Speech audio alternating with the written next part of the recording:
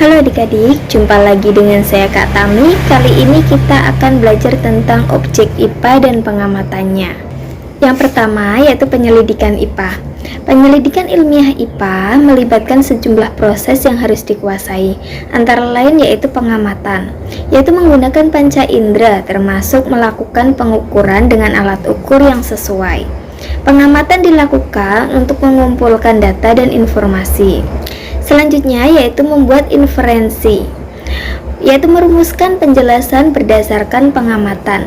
Penjelasan ini digunakan untuk menemukan pola-pola atau hubungan antar aspek yang diamati dan membuat perkiraan. Selanjutnya yaitu mengkomunikasikan hasil penyelidikan baik lisan maupun tulisan.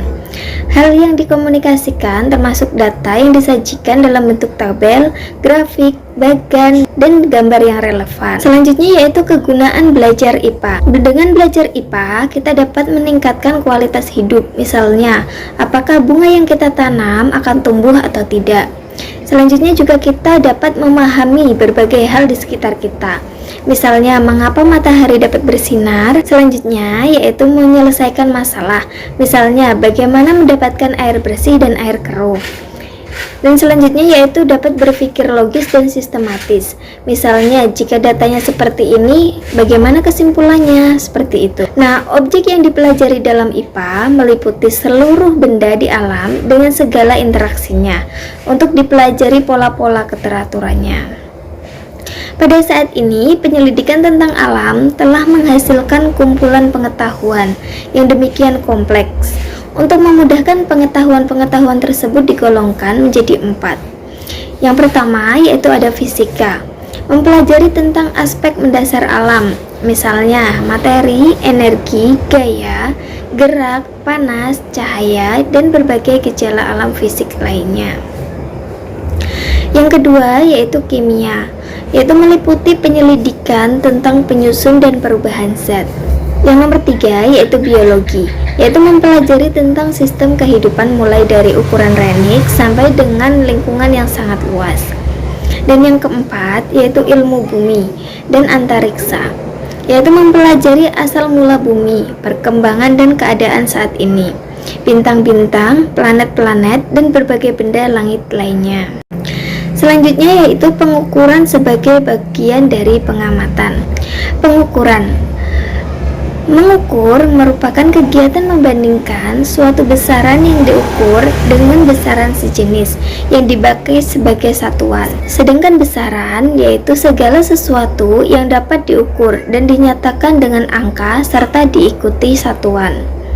Nah, sedangkan satuan sendiri yaitu segala sesuatu yang digunakan untuk menyatakan hasil pengukuran atau pembanding dalam suatu pengukuran tertentu. Selanjutnya yaitu besaran pokok.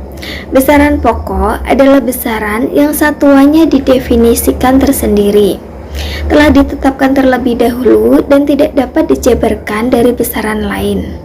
Terdapat 7 besaran pokok beserta satuannya dalam standar internasional. Antara lain yaitu panjang, satuannya meter, simbolnya M.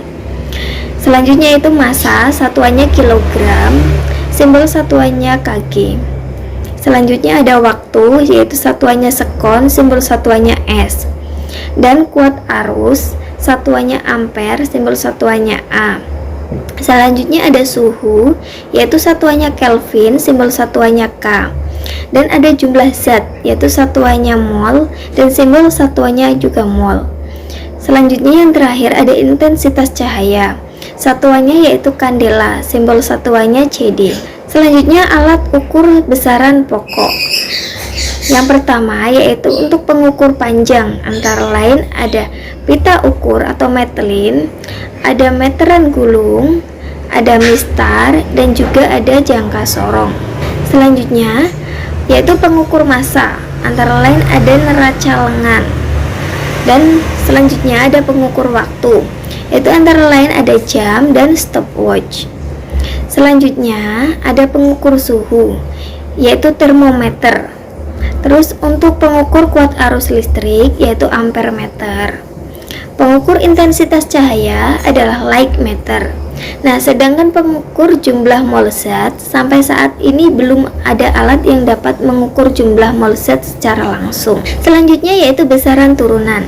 Besaran turunan adalah besaran yang diturunkan atau dijabarkan dari besaran pokok.